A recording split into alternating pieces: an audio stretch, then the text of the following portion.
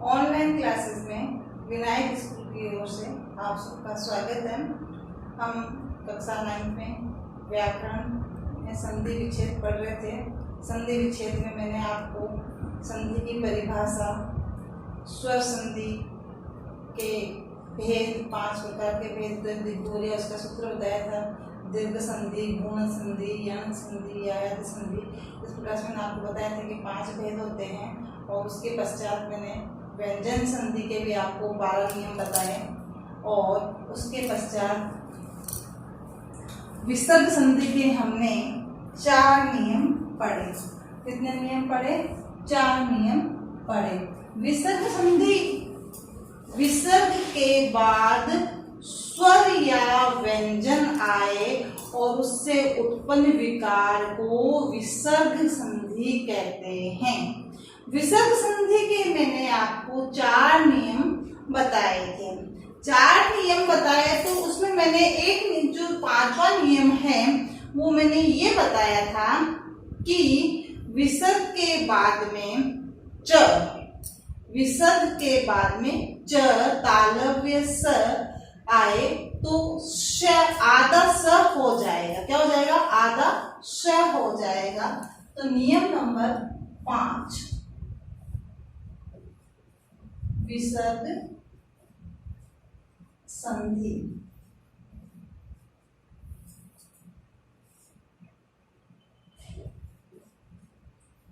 विसर्ग के बाद स्वर या व्यंजन आए तो उससे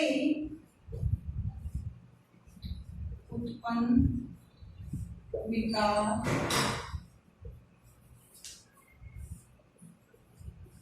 विसर्ग संधि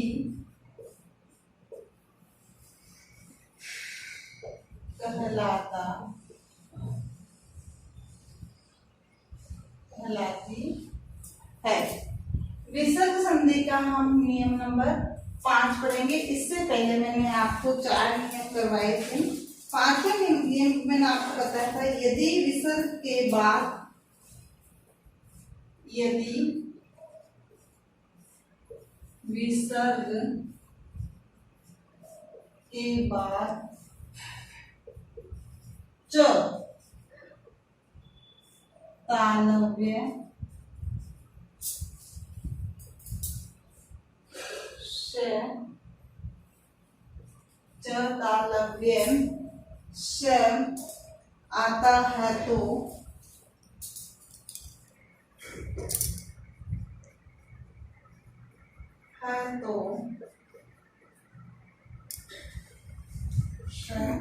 आधा स हो गया, हो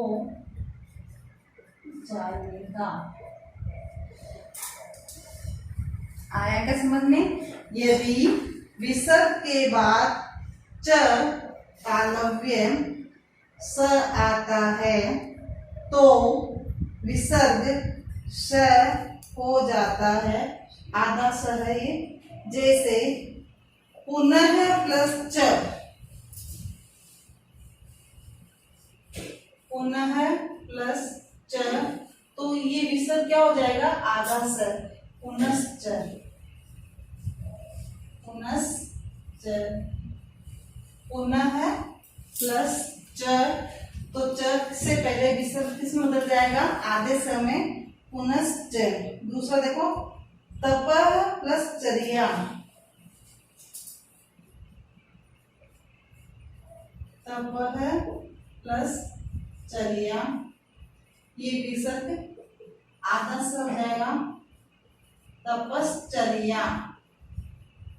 समझ में आया क्या? देखो, तपः विसर्ग जो है आधा स हो जाएगा तो बन गया तपश्चर्या। ऐसे ही एक उदाहरण और बताऊंगी, यस प्लस शरीर, तो इसमें यस शरीर हो जाएगा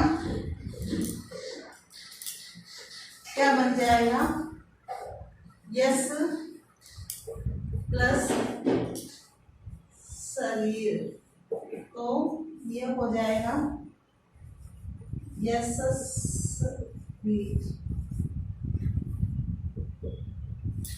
ऐसे ही नियम नंबर हम 6 देखेंगे। ये नियम नंबर 5 के 3 उदाहरण हुए। नियम नंबर 6 क्या है, यदि विसर्ग के बाद त या दंतव्य स आता है, यदि विसर्ग के बाद त,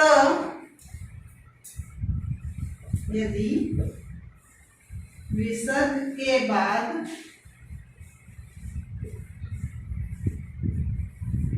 त या दंतव्य स, कौन सा स होता है, दंतव्य स, यदि विसर्ग के बाद त या दंतव्य स आता है तो विसर्ग स हो जाता है। आता दंतव्य स आता है तो विसर्ग आधा स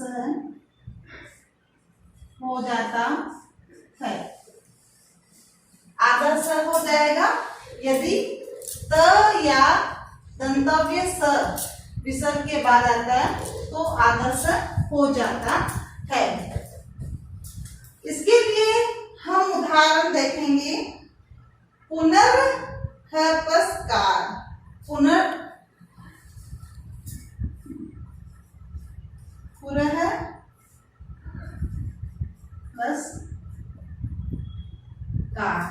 तो ये क्या बन जाएगा, आधा स, तो ये हो जाएगा पुरस्कार। बहुत सरल उदाहरण है, पुरः प्लस कार, पुरस्कार। ऐसे ही नमः प्लस ते, दूसरा उदाहरण देखें, नमः प्लस ते, तो ये विसर्ग आधा शब्द बन जाएगा तो हो जाएगा नमस्ते। क्या बन जाएगा बेटे, नमस्ते, नमः प्लस ते नमस्ते। मनः प्लस ताप, मनस्ताप, मनः प्लस ताप, तीसरा उदाहरण है, तो ये हो जाएगा मनस्ताप, नमस्ताप।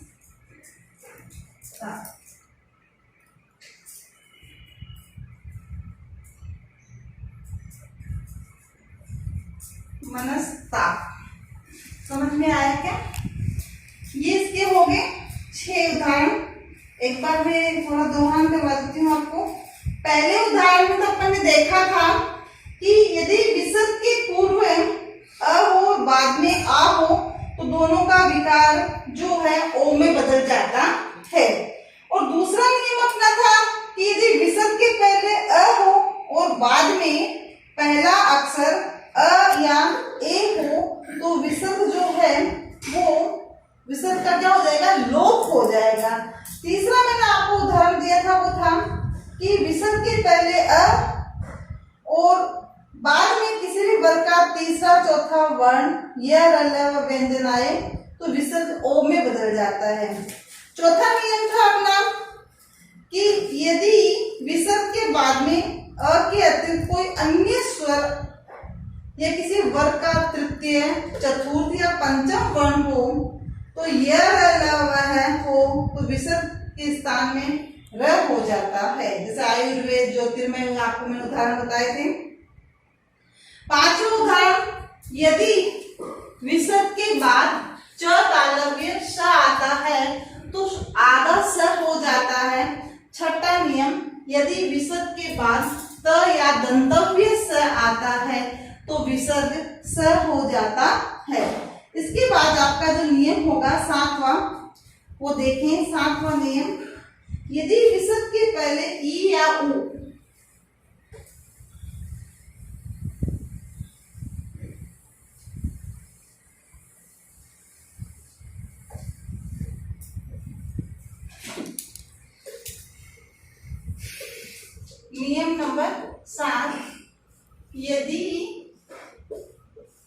विसर्ग के पहले ई या ऊ क्या हो, यदि विसर्ग के पहले ई या ऊ स्वर हो तो, और उसके बाद ये तो क्या है, ई और ऊ स्वर हो तो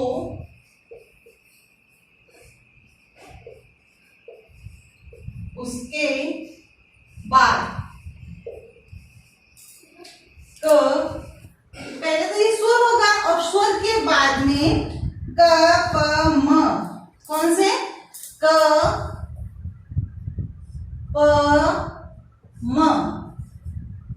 ये तीनों क्या है बेटे, वर्ण आए तो विसर्ग मूर्धन्य स हो जाता है। क्या होता है, क प म, वर्ण आए तो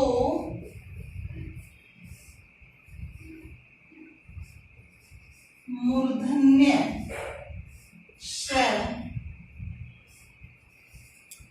हो जाता है।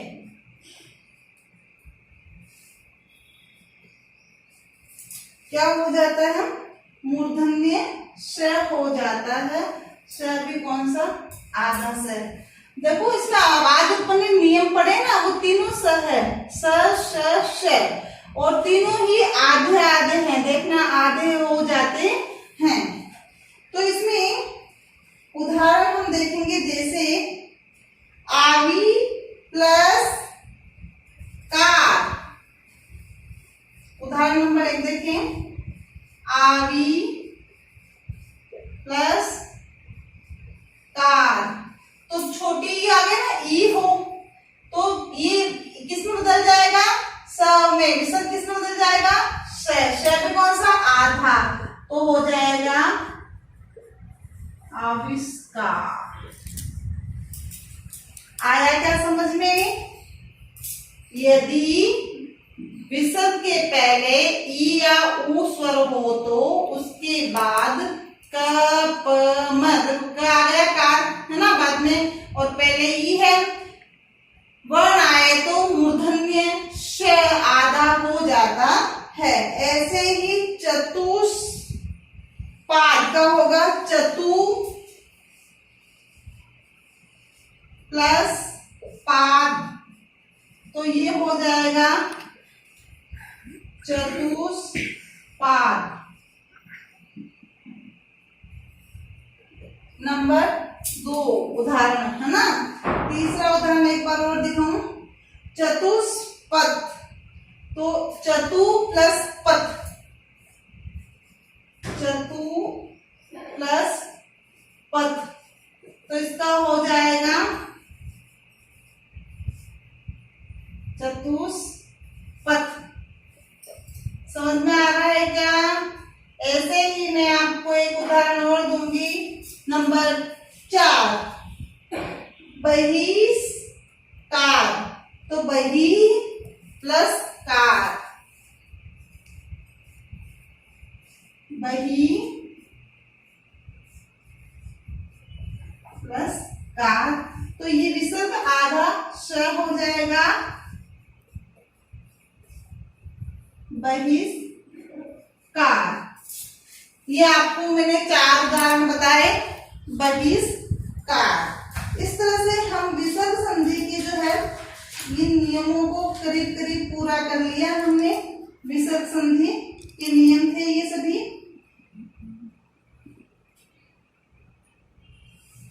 इसके बाद में आज मैं आपको कुछ गृह कार्य में संधि विच्छेद दूंगी, उन संधि विच्छेद को आपको करना है।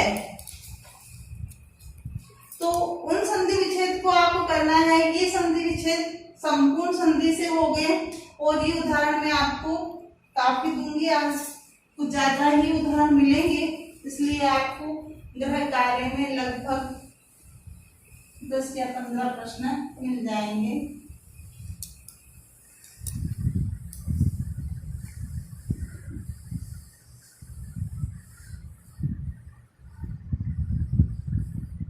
आज अपनी संधि कंप्लीट होती है, स्वर संधि, व्यंजन संधि और विसर्ग संधि। मैंने आज जो है तीनों संधियों के नियम जो है वो करवा दिए हैं। अब मैं आपको केवल जो है ग्रह कार्य करने के लिए दूंगी। ये ग्रह कार्य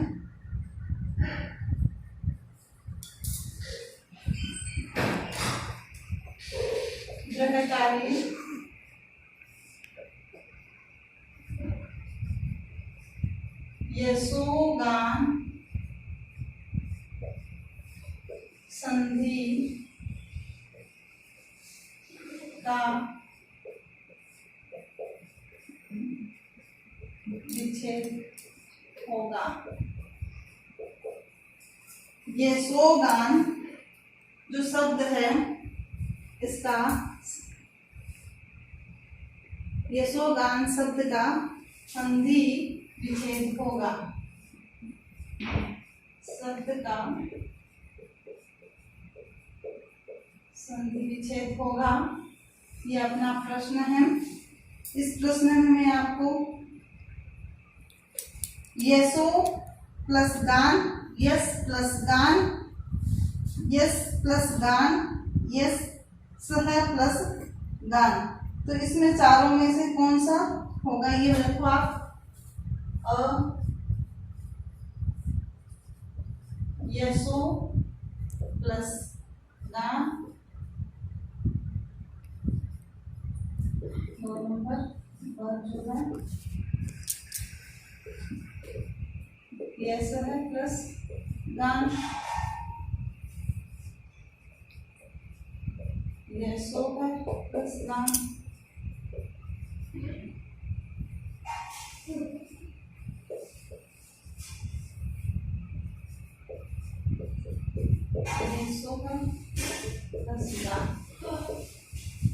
देखो कौन सा होगा ये आपके ग्रह कार्य में है। शब्द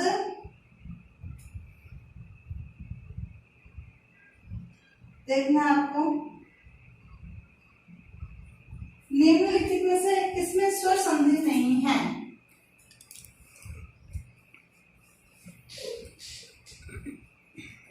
निम्न में से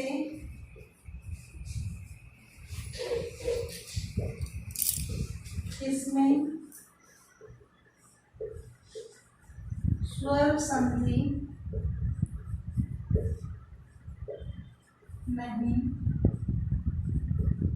है। अब मैं आपको इसमें 4 शब्द देती हूँ। गिरीश,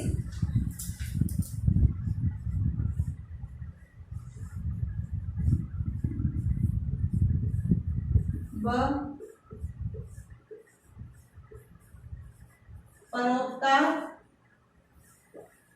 एक तो हो गया गिरीश, दूसरा परोपकार, मंदेक्य और दर हो जाएगा आपका संतोष।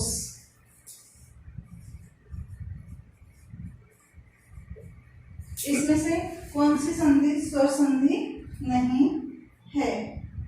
देखें ऐसे ही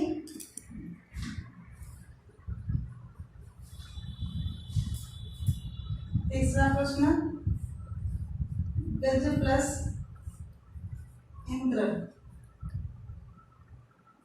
क्या है। गज प्लस इंद्र का होगा गजेंद्र,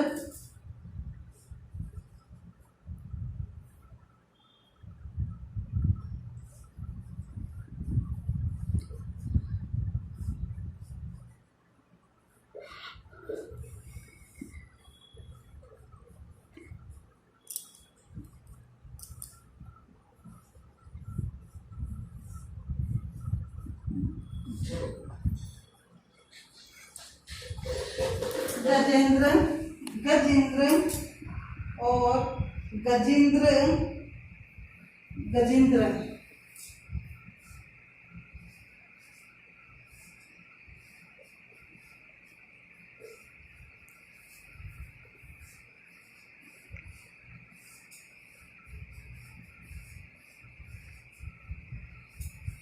इन चार में से कौन सा होगा?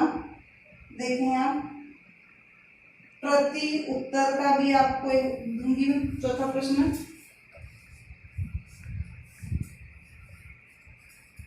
प्रति उत्तर जो शब्द है इसका संधि विच्छेद होगा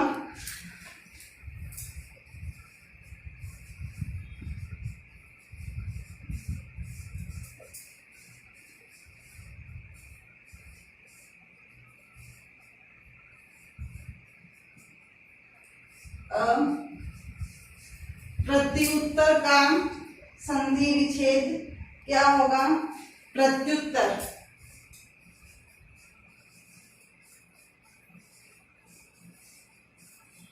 क्या है? प्रत्युत्तर। दूसरा है प्रत्युत्तर, दूसरा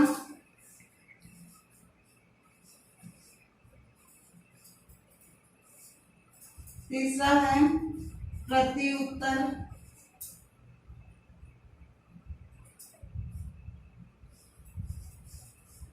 और उसके बाद चौथा है वो आएगा प्रत्युत्तर।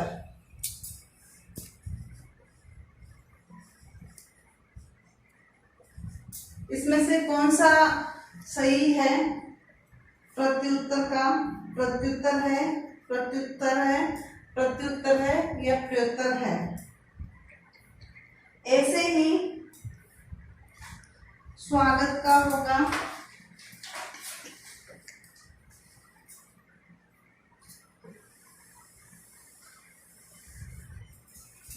एक प्रश्न और देती हूँ। स्वागत का प्रश्न संख्या 5, स्वागत का संधि विच्छेद कीजिए। तो स्वागत का संधि विच्छेद करना है आपको, तो सु प्लस आगत वह है, सु प्लस गत स है,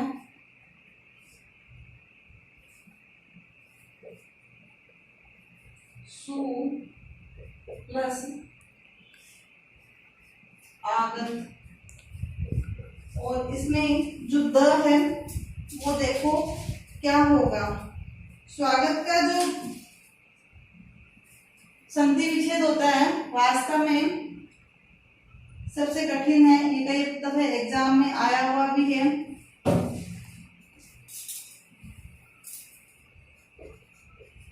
ये है और ये दर है,